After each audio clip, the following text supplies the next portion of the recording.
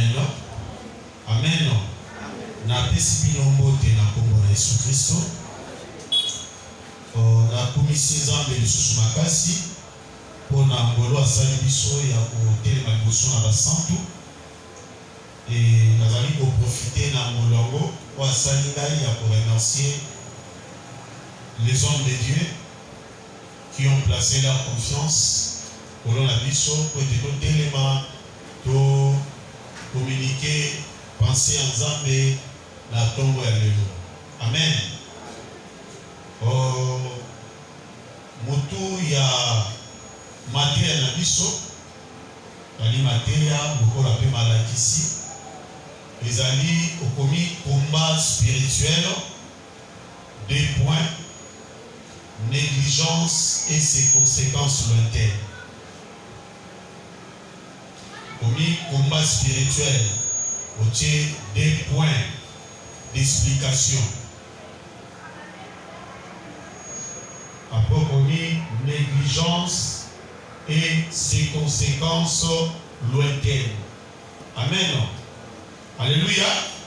D'ailleurs, qui est tout au mois de décembre. Mois de décembre, ma stratégie ça va m'aider. Et Zamba pour la sœur na biso na les joyeux minzi balobi, ba y a la stratégie à sika. A changer bien bingambe, makambo mo tourner ndenge mususu. En fait, ndenge pe bien ça dans ndenge ko sala kala. Les andina ko sala sous le loté. Mais l'objectif n'est pas pour na gorger, pour détruire, pour épargner dans l'ensemble. Donc ça pour na be bisa biso kaka. Mais à changer ma forme, ba bundi. Bien bibundeli ayi na mone mususu. Ngolo nzamba sala biso lelo tozo déceler un des points. Il y a ma combat spirituel, parce que le combat spirituel est réel. Le Amen. Vous allez réel. Peut-être sous d'autres cieux bien, dans l'église Moussousou, peut-être forme d'enseigner à Rango, mais peut-être Zamala Mouté. Peut-être il y a trop d'exagération. Nous avons signé ma chaîne, nous avons la vidéo sur Internet, parce que si vous avez sur ma chaîne, il risque de me recevoir l'église dose dans ma zone chagosi moninga ne pembe. Bazo papa d'église, bazo basi banzeta fufu. Mais tu évites sur la stratégie on se moni mo ba mtepesi bango. Mais biso tozo la kisalo za na kati ya Bible. Amen. Alléluia. Des envoyés des combats spirituels, 2 points, négligence et ses conséquences sur la terre. En fait, quand tu négliges le combat spirituel, au moins on a ma conséquence dans le sous les lotés. La conséquence dans l'intérêt du matin. Les gens qui ont l'élo, la vie na yo, ils ont négligé un peu. Peut-être qu'on vit la conséquence dans le côté. On vit en sous plus tard, peut-être si on colle, au boti, banano bazo kola, dans mon souper sur koufi. Mais ma ramoture ça m'a laissé mal. Même on nous qui m'a kamou, tout négligé à l'ikamou, et ça les yo. Alléluia. Abraham ne savait pas que son problème, pour qu'il a la carte sacerdoce, c'est fait un combat. Abraham ne savait pas. Et quand vous avez dit que je l'ai côté pendant Kamoulango 2 parties. Abraham a demandé pour négliger le ressource de sacerdoce.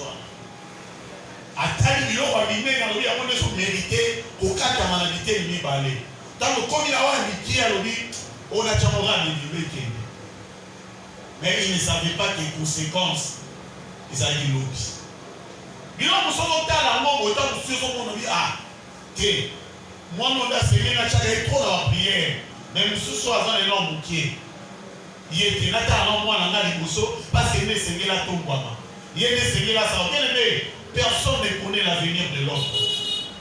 Parce que récemment, Joseph a mené ses enfants, croyant que Manassé devait prendre la primauté à Makamou. Mais en réalité, d'après la pression de Dieu, c'était Ephraïm. Donc ça, mais ça, on est dans la Makamou. Qu'on est déjà là, et l'autre au côté. likolo na kutu to likolo na likambo ozosala na vie na yo. Konégligaka mpe prière te. Koloba te comme eza ba prière à Jean tel na okende to na biloko mike ntango bakonvoke eloko tel wana tokoya. To efale bapesa ngo titre ya monene. Mais si cela ne dépendait que de ça, cette femme qui avait fait 18 ans, tout en restant courbée toute sa vie, elle n'a pas dit qu'elle était la Shabbat. Mais cette femme venait chaque fois à l'église. Et la Bible dit que dans la liste de Abraham, comment il y a moi sur la paix Zalaki. Mais, avant de couper comme un camboyo, Zalaki y a moi Abraham. Même au Coréen de délivrance, ils avaient simple enseignement. Il a dit une simple prédication. Même au Coréen, Jésus a dit que moi, je suis Seigneur la vie. On néglige les noms pour voter. Amen. Au moment où nous sommes là, nous avons la prière de fin de l'année. Nous sommes là, il faut que nous prière de l'eau. Bien aimé, nous avons tout concours au Dieu de ce qui est Dieu. Nous avons. Les arrêtés marrant de tout en non, nous avons c'est pour ton bien. Abraham avait négligé. Avant de faire un il y a mon niveau de moineau. Mais par moineau, on est allé à venir. Il y a des mots dans les mots. Amen, non? Nous avons un élo Moussousou. Nous avons un avis sur ma souki. Et s'il était, je demanderai au pasteur de m'accorder la journée de mardi. Sur les civilités. Donc, on a violé le principe de la DGT. Amen. D'abord, DGT va venir t'aider. Alléluia. Le Seigneur récemment dit, il met en haut les cas. On va libérer ma minute là-bas. Et dit, ce qu'on va d'accord. Amen, non? Amen. Église de l'Église. Quand on est sur mon canal à 1 Samuel chapitre 15, verset numéro 1, bon, tina 23. Donc, combien Samuel chapitre 15, verset 1, tina 23. Les hommes moulaï makasi. Mais baki ça 1 Samuel chapitre 9 aussi, verset 1 à 2.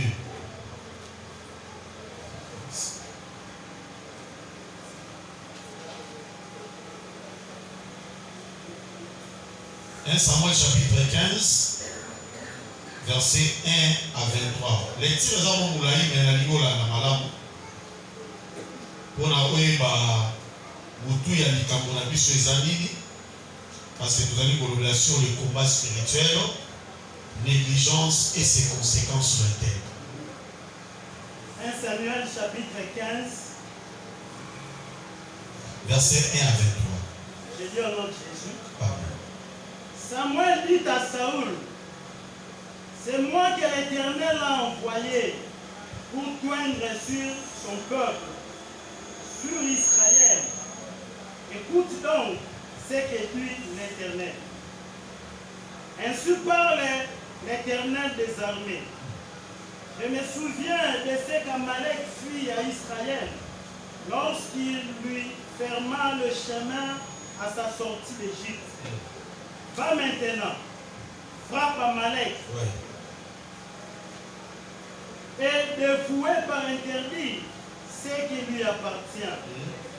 Tu ne l'épargneras point et tu feras mourir hommes et femmes, enfants et nourrissons, bœufs, brebis, chameaux et ânes. Saoul convoqua le peuple et en fit la revue de Talaïm. Il y avait 200 000 hommes de pied et 10 000 hommes de Juda. Saoul marcha jusqu'à la ville d'Amalek et mit une embuscade dans la vallée. Il dit aux Kéniens, allez, retirez-vous, sortez du milieu d'Amalek, afin que je ne vous fasse pas périr avec lui. Car vous avez eu de la bonté pour tous les enfants d'Israël, lorsqu'ils montèrent d'Égypte. Et les Kéniens se retirèrent du milieu d'Amalek. Saoul bâtit Amalek depuis Avila jusqu'à Shur, qui est en face de l'Égypte. Il prit vivant Agag, roi d'Amalek, et il dévoua par interdit le passa au fil de l'épée. Mais Saoul et le peuple. Oui. Mais Saoul et le peuple épargnèrent Agag et le meilleur brebis, le meilleur bœuf, le meilleur bête de la seconde portée, les agneaux gras et tout ce qu'il y avait de bon. Ils ne voulurent pas les dévouer par interdit, et ils les dévouèrent seulement tout ce qui était méprisable et chétif. Et chétif, pardon. 1 Samuel chapitre 9, verset 1 à 2. Donc, Yosué Mobimba, Tina 23. 1 Samuel chapitre 9, verset 1 à 2, j'ai dit au nom de Jésus. Amen. Il y avait un homme de Benjamin nommé Kis, fils d'Adiel, fils de Théor, fils de Beorat, fils d'Afiab, fils de Benjamin. C'était un homme fort et vaillant. Il avait un fils du nom de Saoul, jeune et beau, plus beau qu'aucun des enfants d'Israël. Il les dépassant tous de la terre. Amen. Non, de mettre le bazar dans vos makasi. En fait, 1 Samuel chapitre 9, la question là juste pour l'origine, il y a Saoul. Saoul a utawapi, kombo ya tata na enani. Et puis, il y a la libota nini. Mais si on a 1 Samuel chapitre 15, au moins les hommes, mais on a dit là Samuel, il ça Saoul. Alors, les hommes, il faut se rappeler na bitumba ya Israël na Amalek. Neni Amalek a empêché Israël à continuer passage na ye pour comme la terre promise. Neni Amalek a empêché Israël. Batambola na kimia pe bakene kuna to se rappeler na bitumbamo le calendrier c'est un combat tout à fait spirituel, un combat dont la victoire ne dépendait que de la prière que faisait Moïse sur la montagne. Et bitumbawana Israël n'a pas effet sur la terre, sur le champ de bataille par rapport à Armon Josué avec au conduit. Mais ma casse à Josué, ton victoire à Josué, et va dépendre na ma casse à ma boko à Moïse, ou va tomber à Nicolas Ngumba. En fait, Josué va pas paquet, Josué va pas armée à Minene, mais aussi longtemps que ma boko à Moïse, et ça dit à Kolemba, Israël est Golongati. Bilobi, à chaque fois que Moïse allait tomber à ma boko à Nicolas, Israël est Golonga. Mais ce qui m'a boko à Moïse est l'ennemi. Israël va découlonga. Jusqu'à ce que Aaron n'a eu, va détecter que Nicolas va accompagner Moïse, va comprendre que ma casse n'a dit ce ça dans le sambo. Et ça te croyait que Josué a un vaillant héros, un conquérant. Non. Parce que tu n'as pas dit à Josué, Josué a dit voir Mamadou dans la biso. Na STD va dans sa exploit. Mais ma casse, il y a Josué. Avant il faut détecter que tout dépendait de la force spirituelle. Oh, Moïse allait déployer dans Ngomba. Bien aimé, parce que Dieu l'avait souligné dans notre vie. Alléluia. Mais Dieu n'a pas dit que tout a maté. Dieu n'a pas empêché Josué d'aller combattre Amalek. Alléluia. Nous devons combattre, mais la victoire ne dépend pas de notre force. La victoire dépend de ce que nous développons spirituellement en nous. Alléluia. Mais nous avons un diplôme de l'eau. Quand il s'appelle à Moussa Bassioté, mais nous avons sans diplôme à engagé. Cela veut dire quoi? Quand la grâce te localise, bien aimé, victoire est certaine. Mais la grâce, bien aimé, va dans la place pour épuiser un mot. Et nous avons la carte de ma bonne délit. Quand nous avons mérité que ce soit bon délit, Dieu peut faire grâce à Koutouana. Au moins, nous avons une victoire. Et l'histoire va demander à Koutouana. Alors, dit, avant de comprendre que, dans Moïse, ils sont un mystère. Il faut aussi maman. Mais avant, il va dire, aussi maman, Moïse, Bissomoko. Est-ce que vous avez la solution? Mais en réalité, la force d'Israël dépend d'une pierre. Alléluia. Et la pierre là, c'était Yehoshua Amashia. Avant Basimba, bien aimé, on va voir chez nous, les amakasi. On va dire que vous avez l'expression makasi. Ceux qui font comme le fou comme Matina Tongo. Bien aimé, c'est bien beau. Il y a ça la boue. Tu ressembles là, ils sont les mais ils sont les matés. Ils ont mal à mourir. Force les arawanate. Voilà, personne n'a bien. Mais il faut que prière n'aille vendre dans le collet loco. Ceux qui m'ont bon de n'aille vendre les souter. Bien aimé, ma bon pour les apparts. Alors, il va comprendre qu'il faut que la prière est à la fondée sur une pierre. Bon, que ça, mais dans la Bible, mais ça, on t'a mis la tata pasteur, archibishop, bien aimé, et c'est le côté. Pour ça, vous savez la pamba. Avant, il va détecter que non, il faut que chaque banga, parce que Moïse va faire ici. Et on a ça va tout, on va utiliser la force à Moïse, car croyez que c'est l'huile d'olive qui guérit, bien aimé, ça ne fait rien. Alléluia. Ça n'a rien à voir avec tout ça. Bien aimé, la force de notre récit, c'est sur une pierre. Oh, Daniel a dit que Libango est quitté sans intervention d'aucune main. Et puis, il y a ici statue. Oh, bien, les gens ont Mukanda. Je crois un juge, qui es-tu de grande montagne devant ce Robabel? Parce qu'il placera au milieu de toi une pierre au milieu des acclamations. Et Libanda Wana, Babi Nyambo les germes. Et les germes, c'est Jésus-Christ de Nazareth. Babi Tango avant ici Moïse, Basini Maboko Naye, c'est vers le soir que Amalek fut vaincu. Et tant qu'Amalek a dit que l'on y Samaki, bien aimé, une parole était sortie de l'Éternel. Zambaye ici Moïse a dit, la guerre d'Amalek avec Israël sera de génération en génération.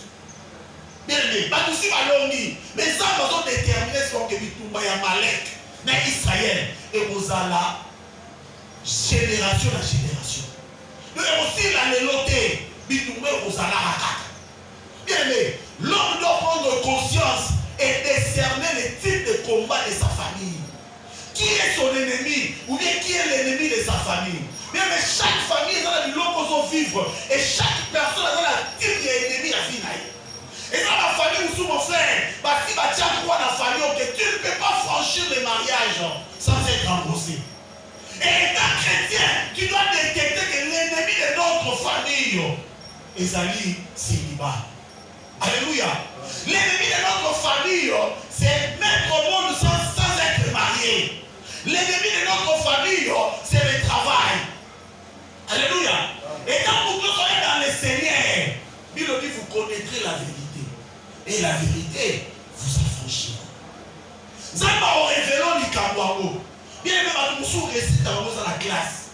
Mais au moins, la classe, nous avons Satan a dit que vous connaissez aussi sa classe. Il y aura un problème. Victoire nous regroupement. D'abord, nous avons dit sa classe. Si nous avons dit récit à finayo. Et ça, la classe.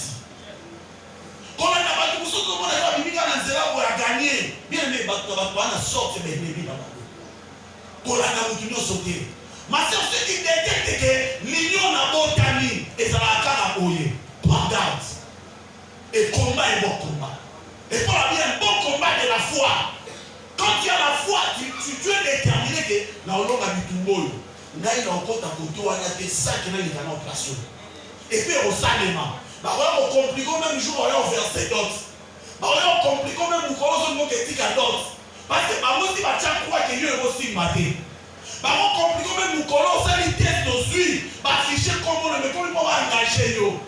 Ils sont non après. Bien mais attends qui s'envoie bongo. Songa beta ma bolongo na soni nsambi. Yo to tina ina place wa.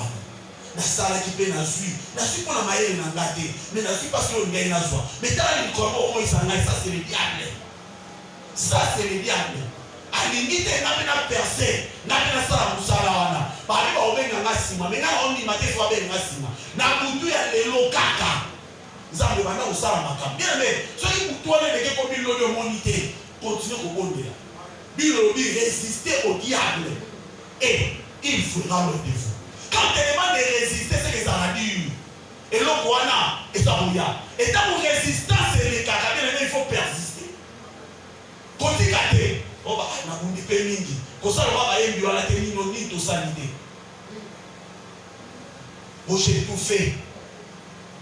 Na bouni, na calciné, na chassé. Bien aimé, si tu baisses les mains les jours de ta détresse, les restes de tes jours ne seront que détresse et détresse. Soko kitisi maboko mukolo ya pasi na yo. Bien aimé, ato koufeli papa, ato koufeli maman, ne baisse pas les mains, la vie continue. J'aime les films de Kirikou. Au lieu de la film, moi je suis toujours inspiré. Karaba la atine la sorcière naye. Balanda Kirikou, bien aimé, pas pour maman na wana. Mais ça dit que ma rataye, parce que ma fétiche est signifiée. Moi, comme je ne suis pas mort, je continue. Toi-même, mes amis, il faudra comment détecter ici aux sources pour la liberté à Ezali. Mais à rater, il a frôlé la mort. À commettre les besoins du Kambouana. À tel qu'il va rater, il faudra la zone d'Assima. À tel qu'il mais comme il y a un pédé, comme il va au Minda pété, si on a ça, je continue. Bien, mais parfois, il faut être déterminé dans la vie. Ne lâche pas la prise. Et combat, un bon combat de la foi. Comme ça, on va être Sala déterminé à Nikamozo Sala. Et l'homme est Zalaki. Profession de Bimakala. Et il s'est fait que Saoul a eu. Tant Saoul a eu, moi, il y a 10, il y a une bataille, il y a Kibi à Benjamin. A comme roi. Bien aimé, par la volonté de Dieu, par la volonté de ton mari, parce que le terme permissif et parfait n'existe pas dans la Bible. C'est une expression tout à fait théologique. Mais Dieu avait voulu que Saoul devienne le roi. Après, c'est un critère. Que Saoul devait être roi. Mais Saoul n'était pas enseigné dans la Bible où il y a origine, dans la guerre et la famille dans Bango. Bien aimé, des fois, Mbongo et ça ne sera pas tout. Koye kusabatu okoko. Alléluia. Bien éducation à famille. Moi tika yote otika ba laisser faire. Ye kusa mwana bokoko bilo. Ye sa woni biso tulala awa. Ba koko na biso. Malade zala bulu. Ba kufa na likamutene. Ye fois ye ba ngolo esa ba koko na biso kufa na lokotene. C'est bilo ba le kanama na no na biso ba so problème tene. Likamutene c'est ngai. Il faut épargner le logo. Il faut ça le logo. La guerre d'Amalek avec Israël devait se faire de génération en génération. Et Saoul est devenu roi. Comme représentant à Israël. Bali pour avancer. Bien aimé. Balobi Saoul a été du Toumba d'après l'insigne de l'Éternel. Parce que Dieu se souvient. Parce que nous avons se souvenir que na makambo Amalek asala Israël na wotike bote so roi komi Saoul yondo faut beta bango et puis n'épargne rien, il faut vouer tout à l'Éternel. Bien aimé, quand tu appelles quelqu'un parmi les signes il y a les interdits, il y a aussi les recommandations. Pour y avoir que elo wanza mutati nyo sala a opération ma muso sala tozoki a recommander makambo sala. Bien aimé, Saoul était engagé dans cette bataille. Les combats, ils ont été tellement acharnés, mais n'est que Josué vivait, vous avez dit que Saoul a vécu à Kiamoté. Saoul a coûté là, tout le monde a dit non, il n'y a pas de salaire à Bisso Bolam. Bon, on va dire qu'il y a un Kabouan. Vous dites que la Bisso Baga, à tout tel. Mais à cette époque-là, Moutazalaki, Mokonzi, par exemple, on a dit Agag. En fait, d'après l'histoire de la Bible, la théologie a dit Agag ezalaki titre au avec au pesa ba konzi ba Amalek dans les Amalécites wana. Maintenant on va Agag.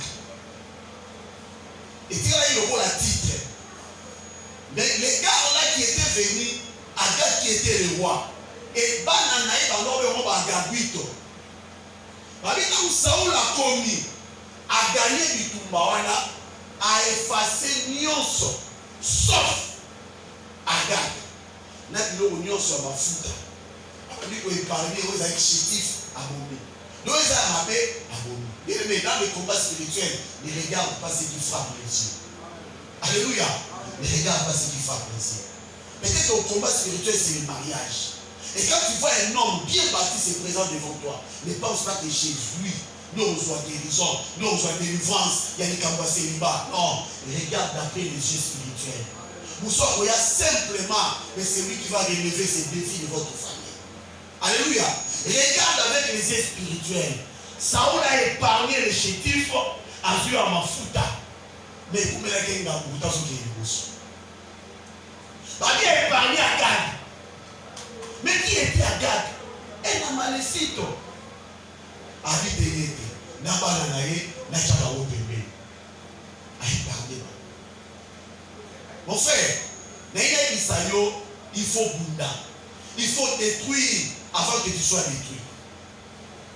Détruire pour ne pas être détruit. Parfois, il faut abandonner pour ne pas être abandonné devant.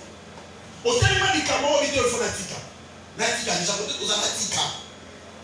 Sinon, il y a des Cameroun qui ont dit aux Kenya. Et puis, quand on est aux Ayomoko, tata te mamate, on va nous regretter finalement. C'est ça le moment. Et ces moments, il faut développer le combat spirituel. Éviter la négligence dans les combats spirituels. Car la négligence a ses conséquences. Et ces conséquences, ils ont la réelle. La réalité peut y a la négligence, la conséquence à la négligence. Mais peut-être que la psychoté. Et moi, plus tard, mais ma pauvre m'a dit, et ça joue ma pointe sur le mot. C'est ma fille venait gaga. Naotala kaka. Elle est à la sérieuse. Nous avons un matata, nous avons un batogi. Nous avons un bal de amis wana musu. Nous avons un mot au coquille, il a rompé coquille. Au mitiki na oyo mole qui fa bala yo. Mais mot oyo so ki ya mutuana. Ya mole sinana ki mona yo. Et si même dans la vie chrétienne, on doit apprendre aussi la restitution. Quand Dieu passe par toi, mais tu passes par la croix, restitue tout ce qui est de l'ennemi. On dit qu'on quoi qu'à la après il va comment on peut mener. Les autres ont mis ça dans la chaîne de stratégie. Quand les amis ont moi mobile là moi c'est pas nigani, c'est ma boyani. Moi je ma photo yo sur moninga c'est une azobis. Les autres pratiquent on les a sauté. Vous savez quoi? Parce que le diable a finalisé, a simplifié les choses. Donc comme internet, ma photo comme il a aux autres ma stratégie comme il y a sika. Muta robo ya photo moninga zake, muta ozo qui s'appelle photo moninga zake. Ma stratégie changée. Mais avec ta photo seulement, quand on est sur l'internet, on va ça un peu numéro quelque part. Mais ne publie pas les choses par sentiment. Même quand vous publiez, faites toutes choses. Bible nous dit tout ça la nuance na kombo ya. Pour le matin, vous avez exagéré comme ils sont dans la nuance. Il est na oyo bisama mabobele, ko isengeli. Là on néglige les côté. Ça quand on ça na mabile et les logo ya pa mozo mona ka ke hotel mi otchaki boy. Ta lo chibo. Lobi luke to mi la passe. Ba stratégie change. Yo tcheka boy. On dit doit faire mon église ça. A vivre ma combat dans la église. Biso mo to la famille na bango. Famille, c'est là on a commencé à niveau de l'iboma. Mais grâce à la prière, on avait récupéré notre frère. Un frère très zélé dans l'évangile. Très zélé. Les frères se battaient. On dit matin que frère, on a comme mené sur l'homme, mais nous, on a mis la poto, famille, vanda kitoko. Mais on dit matin, frère, les autres étaient là, les frères étaient là très zélés. Mais il avait un combat dans sa famille. Les frères s'est battus par le canal, il y a des vélotéries. Ils se retrouvent aux États-Unis. Dans les États-Unis, il y a un monde comme les frères récupèrent une voiture. À cette voiture, il y a une photo, ils sont en voiture. Il y a une voiture. Et vous mettez une sous-souté. Car à tout Kawana, il y a que connaître l'accident de Moussou. Alors il faut que tu aies à aïe. C'est-à-dire que non, on a un c'est un frère en Christ. Quelque part, moi, peut-être que modération est salarié. Mais ce qui est libre, c'est frère, on est mon appétit. Il y a des gens qui connaissent tout et le frère était mort. Frère a poussé les États-Unis. Il faut ramener le corps à Kinshasa. Chose grave. Quand on est au Canada, et à Kinshasa, tous les gens à Kinshasa, d'après beaucoup qu'on a bango, il faut que nous ayons un mboka. Tout ça, on a vu dans la matin, on a vu sur nous. Tina mboka, tout les faire, tout les faire, on a vu ça, c'est la vanzambe. Mais il avait un combat ici à Kinshasa. Bitou Bezaïla, il y a des choses qui sont Je me rappelle même dans les bandes, Nathan on a mis sur la Kala. Ngadia na mango bakabwani. Na tout théâtre na bango. Ngadia était côté na ye, mango peut côté na ye. Mango a mis sinzembo. Na kalimbolo, na babwani na ye. Bamoni frère, un frère vraiment frère wa vani. Na moni makasa zo ganga yo na zo yeba so sote. Na kalimbolo. Bako le frère na bino to moni to mo etazo toka. On peut péter. On est rentré, on a prié pour ramener frère de nous. Le Koundou Rosali nous a l'ensemble. Mais le problème c'était au sein de la famille. Frère, si on dit que tout le monde est en charge, s'il faut se priver, on a dit que on a eu, on a dit ça fait. Continuez la stratégie, on a prouvé que aux alamologues ne néglige rien. Négligence ou ana et on a des conséquences lointaines. Babi Saoul a épargné ma kabouane. A-t-il Badouana avant Nina? Mon frère, oui, il faut dans la paix ma prophétie. Maman, il faut que nous envoyions les salons. Si on ne peut pas s'arrêter, mettez la main à la main. Peut-être que nous sommes au Bikambo, mais pas dans la yo, on vivre. Mettez la main. Saoul ne savait pas qu'il y avait déjà une prophétie qui était sortie. Et cette prophétie était sortie 47 années là-dessus. Parce que l'histoire a été dans Moïse dans l'Exode chapitre 17, verset 11 à 16. Mais en cette année, ce nombre, chapitre 24, verset 1 à 9.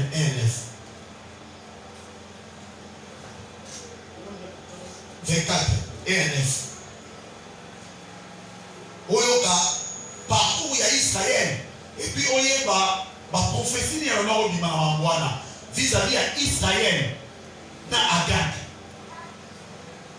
Nombre chapitre 24, verset 1 à 9, j'ai lu au nom de Jésus.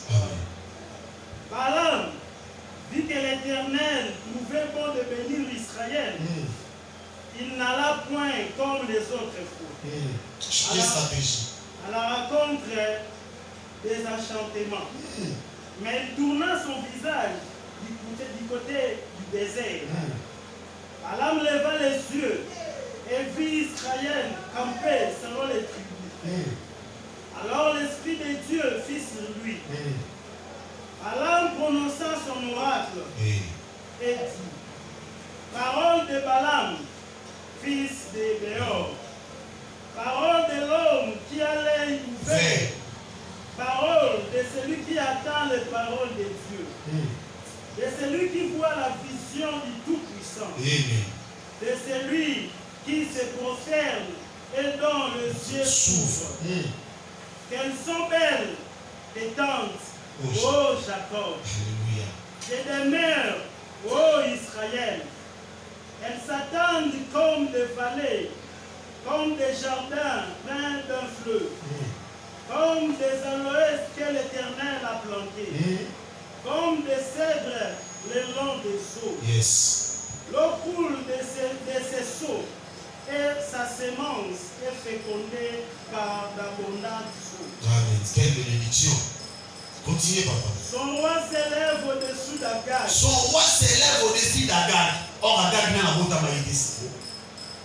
Et son royaume devient puissant. Dieu l'a fait sortir d'Égypte.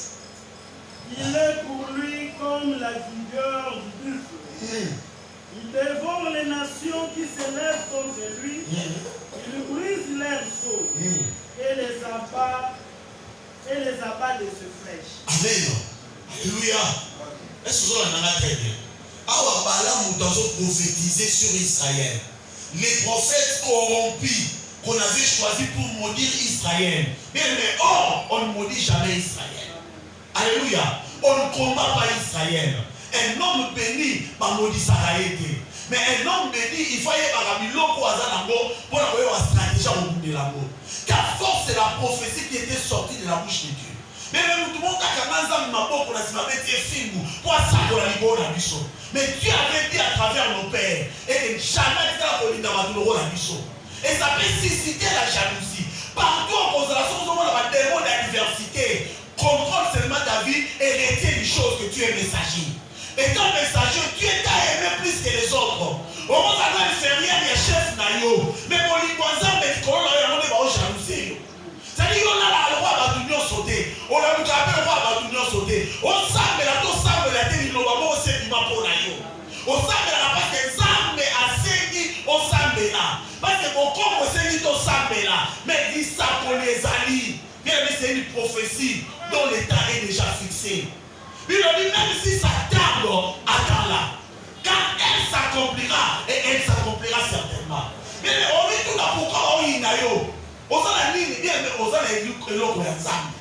À cette époque, les titres d'Agan chez les Amalécites n'existaient pas encore. Mais la prophétie était sortie pendant qu'Israël vivait son pèlerinage. Parce que nous avons maudit. Par le temps où il tourna son regard vers les déserts.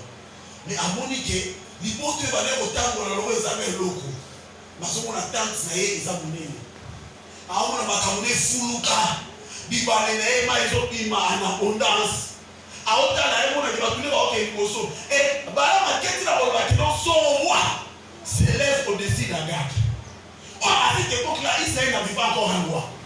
Israël marchait seulement selon la principe d'Amazon Binissa. Ceux qui colonnent les nuées étaient ceux qui colonnent les faits péri place Ouana. Tant que c'est déplacé en mode. Ceux qui battent mon aboutou batamoun. Ceux qui étaient là aboutou batikari Ouana. Et Israël marchait comme ça. L'Éternel restait le seul roi d'Israël. Israël n'avait pas un roi. Mais à cette époque, la prophétie était sortie. Bien maintenant, comme il peut déjeter, mais il s'accordait du maïkonaï. Et il a ensemble vos frères, concernant la négligence. Bilobi, même que tout là où dans la colo, et son gardé saké pour les samadélé, nous l'avons ensemble de Pesabou. Et vous dites à vous dire à la bonne de saké kokisama. Banima kate namboka oyo, tout le monde a makamto obika lelo, mais lelo to obika yabo. Banima kate, batu bakota badu tebele, mais lelo makambozo baluka. Quand Dieu disait qu'il y aurait un bouleversement spirituel, les gens doutaient de ça. Quand Dieu disait qu'il y aurait un bouleversement politique, les gens doutaient de ça. Les gens ne voyaient que les lopas Mobutu, les grands de l'Afrique. Mais ça va la Mobutu Mutumuke, tout en nous prévenant que nous avons le la Mokosi, Azade, nous avons le la pété. Mais on ne voyait pas les Kabogo. Nous sommes dans la Makabouana. Les gens Mouké, nous avons parlé Mobutu. À quel moment aussi Kamboka, et les autres ont vivre en Moussoussou. Les gens message où se déraillé dans les ensemble. Que malo ensemble et on dit à Iyo et puis amen. On linga te biso to bikango. Ba biso non ni maté le bikango. On dit les collègues moi dit que ngani ensemble je suis devenu le petit frère d'un ambassadeur de Cameroun. On a là. On nous voit et il est pasteur. On est ambassadeur de Cameroun. C'est-à-dire que si naé au bimba, ba tie carrière naé ambassadeur. Donc, à Tikali Gogo. Donc, c'est l'histoire pour nous comme ambassadeur. Il y a des fois dans l'histoire. Attends, Félix Salomon est président. C'est-à-dire que le pasteur Kabongo, le président de Souchouana, a commis déjà ambassadeur de carrière. Quand on dit pas que ambassadeur, il va tuer. Alléluia. Mais ils ont pas massacre. Mais le monde on s'en va au salon pas de Soussou. Ils ont dit à moi Sima, tout le monde a beaucoup. Tout le monde ensemble. La prophétie va tant faire son terme. Tant déjà faire son terme. C'est pas ça il a fallu interprétation à songe. Et pas à Marianite pour général du magasin Babenaki. Bien le ballon de notre on va suivre l'explication. Puis on va ça m'a pas ça de la mission. Ballon de notre ne connaît pas l'explication. Mais notre mot et ça a pas monté. Explication mais vous pas na yoté. Car quand na ba mais notre mutabando qui va volonta yo. Quand la carte de Nokiwana nous sommes interprétés, que moi, nous avons dit, mais maman ne soit pas Noki. On a un gâteau, on a une étoile. Bien, attends, nous sommes catholiques, maman n'a pas Noki. Yo le bas la main. Quelqu'un a oublié de poser étoile. Frère, et si quand il bongo, Balaam avait prophétisé. Mais à cette époque-là, d'après la prophétie de Balaam, donc Agar qui va s'annoncer là, le roi Israël. Mais depuis 1473, avant Jésus-Christ, professeur de Bima, mais il y a une question même, il y a un gars au trône de la terre. Jusqu'à ce que Saoul aille. Or, Saoul, c'était pendant 1117 à 1078. Vous vous rappelez que vous allez vous quitter. Mais en 1473, prophétie du mal. Mon frère, il a fallu 356 ans pour que Maramboine ait connu ça. Il a fallu 356 ans. Mais on attend que sur les pas des gens. Mais il a dit ça, ok, tout le monde, tout ça dans nos grâce. Mais dans la négligence, c'est quoi? Il y a Saoul, côté sur le Mabiso. Saoul a vécu le sans conscience, il y a prophétie naïe. Aux hommes appellent ça une mouta naïe. A négligé le Cambouane. Tout cas, dans mon Esther. Esther chapitre 2, verset 5 à 6.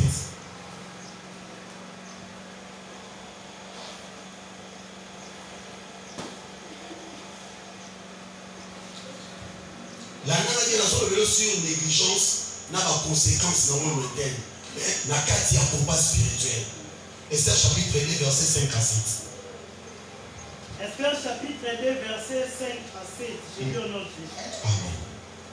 Il y avait dans Souz, la capitale, un juif nommé Mardoché, fils de Jaïr, fils de Chiméi, fils de Kis, homme de Benjamin. Il avait été amené de Jérusalem parmi les captifs déportés avec Jéconia, roi de Juda, par Nebuchadnezzar, roi de Babylone. Il élevait Adassa, qui est Esther, fille de son oncle, car elle n'avait ni père ni mère. La jeune fille était belle de taille et belle de figure. La mort de son père et de sa mère, Mardoché l'avait adoptée pour fille. En saison directement au chapitre 3, verset 1 jusqu'à 11. Chapitre 3, 1 à 11. Après ces choses, le roi Assuérus fit monter au pouvoir Aman, fils d'Ameda. La Gagouite. Il éleva en dignité et plaça son siège au-dessus de tous les chefs qui étaient auprès de lui. C'est comme que la prophétie déjà. Tous les serviteurs du roi qui se tenaient à la porte du roi fléchissaient les genoux et se prosternaient devant Aman. Car tel était l'ordre du roi à son égard. Mais Mardoché ne fléchissait point les genoux et ne se prosternait point. Et les serviteurs du roi qui se tenaient à la porte du roi dirent à Mardoché: pourquoi transgresses-tu l'ordre du roi? Comme il les lui répétait chaque jour et qu'il ne les écoutait pas, ils en firent rapport à Aman pour voir si Mardoché persisterait dans sa résolution. Car il leur avait dit qu'il était juif. C'était sa raison. Il était juif, un homme prophétique. Continuation. Et Aman vit que Mardoché ne fléchissait point les genoux et ne se prosternait point devant lui. Il fut rempli de fureur. Mais il dédaigna de porter la main sur Mardoché seul. Car on lui avait dit de quel peuple était Mardoché. Et il voulut détruire le peuple de Mardoché. Voilà donc la conscience et le combat là-bas. Aman. Alors, il y a aussi Mardoché y est moko parce qu'il y a un format qui est de quel peuple était Mardoché. Son père, son ancêtre, Agad lui avait déjà dit ça. Biso bitumala biso botika moyuda na vite. Biso foto koma moyuda. Et Mardoché pe ayebaki que prophétie pe na tamu ya Balaam que moyuda obumba mela amalekite. Nene na za moyuda na fona za kati kolona ye.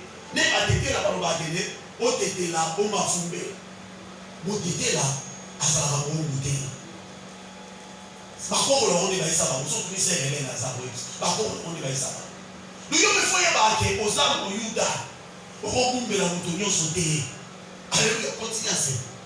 Au premier mois, qui est le mois de Nissan, la 12e année du roi Assuérus, on jeta le pur, c'est-à-dire le sort, devant Aman, pour chaque jour et pour chaque mois, jusqu'au 12e mois. Jusqu'au 12e mois. Qui est le mois d'Adar.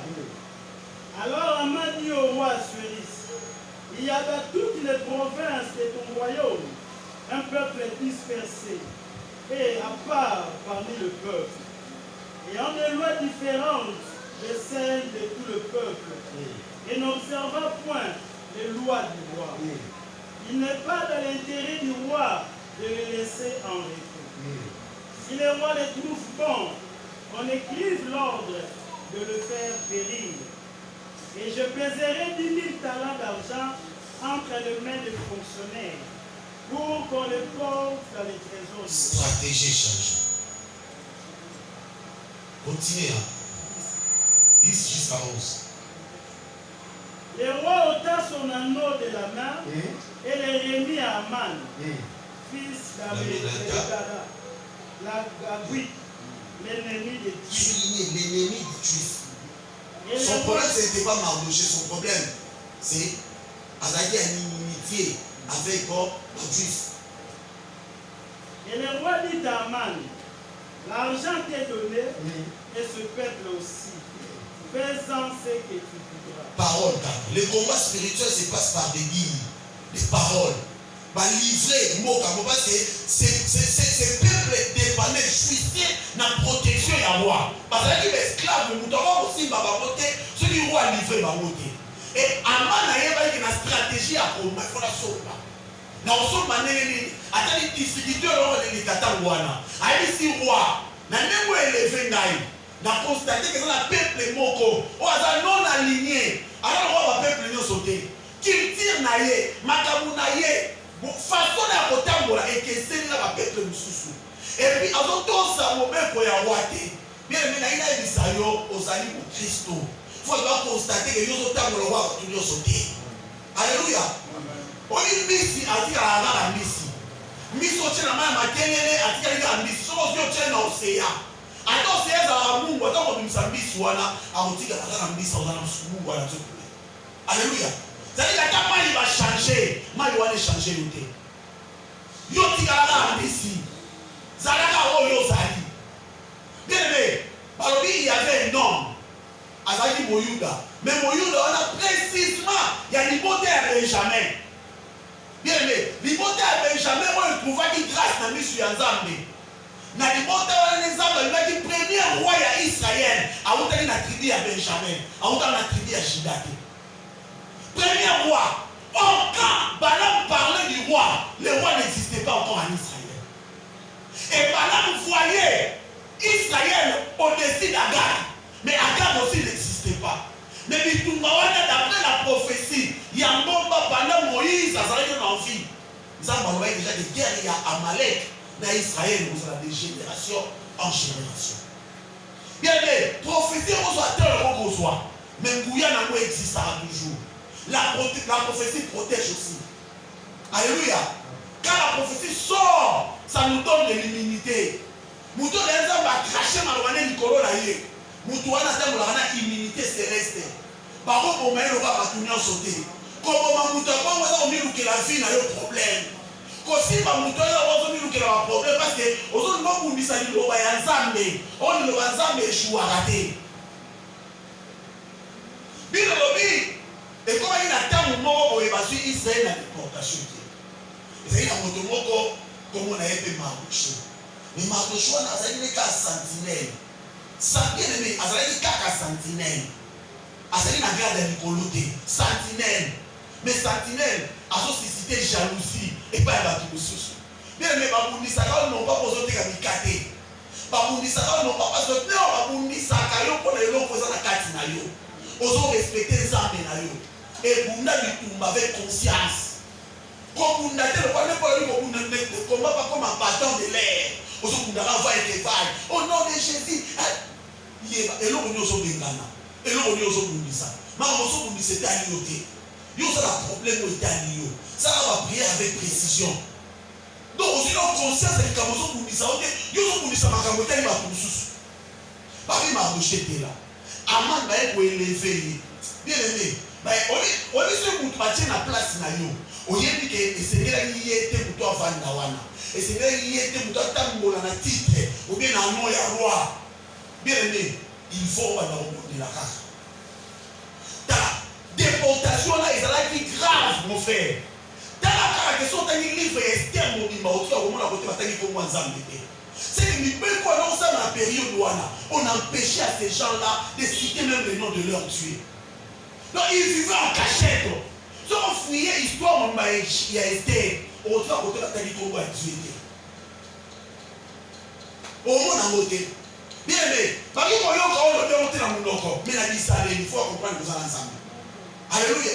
Attends, il y a ici par contre mon Christ. Mais la vie, ça il faut travailler là. Pourquoi se comporter de la sorte? Parce que yo ça mon Yuda, aux autres rois babyloniens sauter. Donc on est la table, il faut que tu ailles à makambo changer. Amana yeba que pendant que libota il faut la somme makambo. Mais on somme pas nani. Ces gens sont des esclaves. Il y a roi Félix.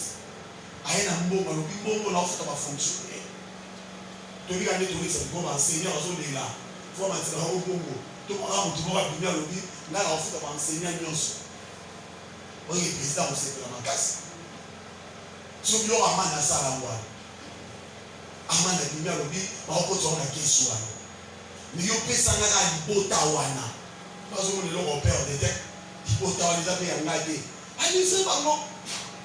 Mais il y a des gens qui m'ont empêché de les il y a des gens qui ont une stratégie. Parce qu'il a besoin, il faut avoir un marché, mais il faut avoir un juif. L'erreur que Saoul avait commise dans la période de car Dieu avait parlé à travers son prophète Samuel. Alors il dit que Saoul, il faut vouer tout à l'éternel. Et dans les sectes, so akutani na ye na mboka wana akomata nzinzi wana atika elo kote ata mona zo na kati ya libuba kota bi lelo Saul so bomoni ye bomai bien aimé so ki nzamba ye biso boma kozala makoleka nzambe te makoleka nzambe c'est un dépôt religieux on a obtenu la mabano c'est tingo okelo na ye biso ki nzamba lobi bengana alléluia bengana. Notre père a passé aussi des ça pour Israël. Balisi bengana limita binza balisi sala usala biso sala. Mais na usala. Alléluia. Nzambe so ba biso likam tika. Ko santé tika. OK. Na mona ka pasteur so la liminga te. Na mona ba pasteur so ko sa. Ye na mona ngaka na sala na mutute. Mon frère, ma sœur, yose batu. Owa bo ina biso pamba. O kanisa biso binemi pamba. Mais souka ya makambo comprendre que to yebisaka yo. Mon frère, ba santé ta biso na kati église awa. Lelo yo. Ba mo pesa ba raison. Lelo biso mo pesa raison. Oui, ça vous dit qu'à moi, mais quand les conséquences c'est beau tami, les autres prennent même des résolutions d'abandonner l'église et de partir. Mon frère, mais n'ayez pas les gens comment pour sortir victorieux, tu ne voulais pas. Tu négligeais les choses. Il y a une négligence dans le combat spirituel et pour avoir des conséquences beaucoup néfastes. Plus loin, par conséquence d'abord, ça peut même te décourager. Ça peut même te décourager. Il y a un gars qui s'appelle prends garde. Téléma, Bondela, Zalangui, comme ça, il s'est long côté que rien ne t'échappe. Oh, nous sommes au bout d'un ango. Oh, vous avez dit qu'ils ont détecté qu'ils ont combattu le bout d'un ango. Mon frère, attends, public. Combattre, non, dans la balabana, c'est dans son zone d'arbre. Les anciens, Kakawana, Papa, Pamela, Bondela, Kosé Satan, quand nous autres, nous avons posé le pot dans la bise. Yo, nous avons un taxi, on va dire qu'on va enlever nous. Alléluia. Maman, on dit qu'on va enlever nous. Et puis tu vas partir. Tu vas partir. Bilobi a mal été ennemi des Juifs. Ennemi m'a précisé la caractéristique là. Les fils d'Amedata, Nagabuito. Donc ça dit que quand on a eu Agag, a eu la vie du Massiko, a exterminé. Banano sur la Yuda la Tabouana. Mon frère, conséquence, solution, ils ont meilleur avec Kamuboko. C'était quoi la solution? Papi Mardoché à l'attaque sac. aboyi olia cousine na Esther ayoki alors mais qu'est-ce qui ne va pas babengi Mardoché a échangé na Esther basololi Esther a dit mais ndenge ezala na roi tout le monde a ye il faut abenga yo. Bien aimé, quand le combat spirituel existe, il y a des interdits, il y a des barrières. Oye bango na ma blocage, oye bango na ma capoeira. Bien aimé, imaginez que reine, moi si à mon konzi, mais quoi moi à mon konzi, c'est dans mon deux coups. Mais ça va sur conscience. Bien le lobby boye, et c'est on lui marquer la loi. Na osani, na okende. Alléluia. Mais à quel niveau elle a passé 3 jours dans la prière. 3 jours. Aïssi Mardoché, quand on a fait ta prière, il y a dit ça parce que c'est une affaire qui nous concerne.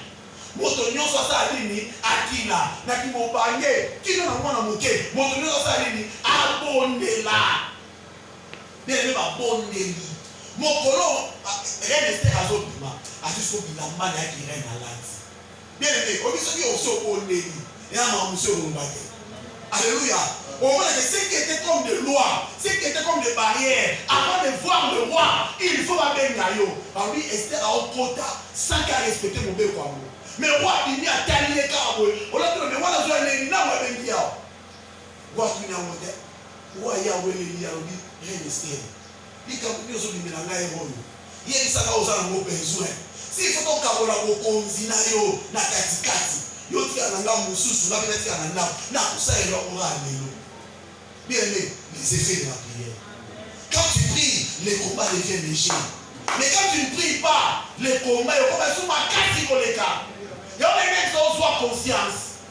Bon mais là, qu'on néglige le côté, bon mais là, bien aimé, pas que ça va irriter.